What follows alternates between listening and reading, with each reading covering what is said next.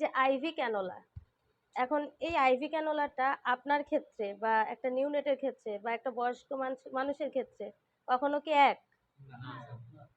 এক না? কেন এক না? কারণ আপনার হাতের মেজারমেন্ট আর একটা নিউনেটের মেজারমেন্ট কখনোই এক না, রাইট?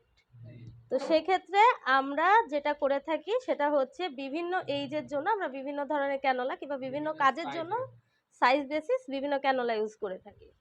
প্রথমে যে ক্যানোলাটা আমরা ইউজ করি সেটা হচ্ছে, যে টাইপসের ক্যানোলাগুলো আমরা ইউজ করে থাকি তার ভিতরে আছে একটা ক্যানোলা আপনার 16G, 16G, আরেকটা আছে 18G, আরেকটা আছে 20G, আরেকটা আছে 22G, আরেকটা আছে 24G, রাইট?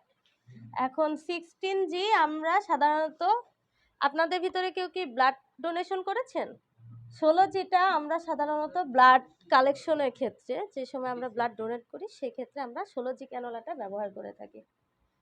আপনারা খেয়াল করলে দেখবেন যখন ব্লাড ডোনেট করবেন ক্যানোলার যে সাইজটা, যে নিডলের সাইজটা তুলনামূলক মোটা থাকে, তুলনামূলক বেশ মোটা থাকে, সেটা হচ্ছে আপনার 16G। আর 18G ক্যানোলা, আপনারা কখনো ওটিতে যদি কাজ করে থাকেন তাহলে দেখতে পাবেন যে আমরা সাধারণত এই ক্যানোলাটা ব্যবহার করে থাকি, সেটা হচ্ছে 18G ক্যানোলা বা 18G ক্যানোলা। হ্যাঁ, গ্রিন কালারের যে ক্যানোলা, 18G ক্যানোলা কালারটা হচ্ছে গ্রিন। হ্যাঁ, 18G ক্যানোলা মানেই গ্রিন, গ্রিন কালার।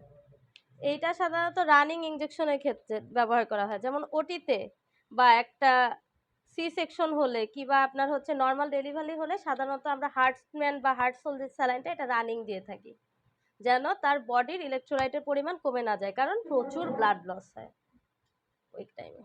সেই জন্য আমরা 18G ক্যানোলাটা রানিং স্যালাইন যাওয়ার জন্য ব্যবহার করে থাকি। গ্রিন কালারের যে ক্যানোলা সেটা হচ্ছে 18G, গ্রিন কালার মানেই 18G। আর আরেকটা যেটা সেটা হচ্ছে 20G ক্যানোলা। এই 20G ক্যানোলা সাধারণত আপনার মেডিসিনের যে পেশেন্টগুলা নর্মাল বেসিসের যে মেডিকেশন নেওয়ার জন্য যে পেশেন্টগুলো আসে তাদের ক্ষেত্রে আমরা এই 20G ক্যানোলাটা ব্যবহার করে থাকি, ঠিক আছে? আরেকটা আছে 26, সরি এটা আমার ভুল হয়েছে। আর 22G সাধারণত আমরা পেডিয়াট্রিক পেশেন্টের জন্য ব্যবহার করে থাকি। আবার আপনার যে সমস্ত পেশেন্টগুলো আছে আপনার ভেইনগুলো একটু তুলনামূলক চিকন থাকে, যেমন ধরেন ডায়রিয়ার পেশেন্টগুলা, কারণ ওদের কি হয় বডি থেকে এক্সট্রা ফ্লুইড বের হয়ে যায়, যার ফলে ভেইনগুলা ভিজিবল থাকে না বা আপনার রক্ত সঞ্চালনের পরিমাণটা তুলনামূলক তাদের কম থাকে, তাদের ক্ষেত্রে আমরা 22G ক্যানোলা ব্যবহার করে থাকি।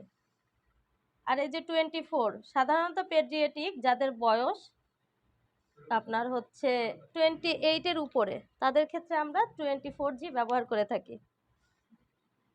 আর নিউনেটের ক্ষেত্রে আমরা 26 ক্যানোলা ব্যবহার করে থাকি বা 26G ক্যানোলাটা প্রধানত নিউনেট পেশেন্টের জন্য ব্যবহার করে থাকি। হ্যাঁ, নবজাতক 0 থেকে 28 দিন পর্যন্ত যে পেশেন্টগুলা তারাই হচ্ছে নিউনেট।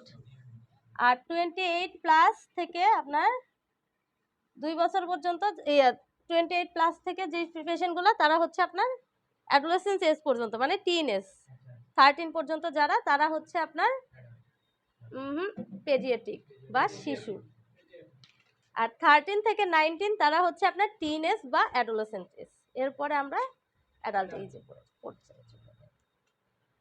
বাট আমরা যারা আইসিইউর নার্স, আমি কিন্তু এনআইসিউ অ্যান্ড পিআইসিউ ডিপার্টমেন্টের নার্স, তারা কি করে আমরা 24G নিউনেটেও ব্যবহার করি, আবার দেখা যায় যদি ভেইন ভালো থাকে তাহলে 22Gও দিয়ে থাকি, কারণ ওই সমস্ত পেশেন্টগুলোর অনেক ভারী ভারী বা অনেক হাই পাওয়ারের মেডিসিনগুলো যায়, লাইফ সাপোর্টের যে পেশেন্টগুলো, দ্যাটস ওয়াই একটু ভেইন ভালো পেলে আমরা 22G ব্যবহার করার চেষ্টা করি।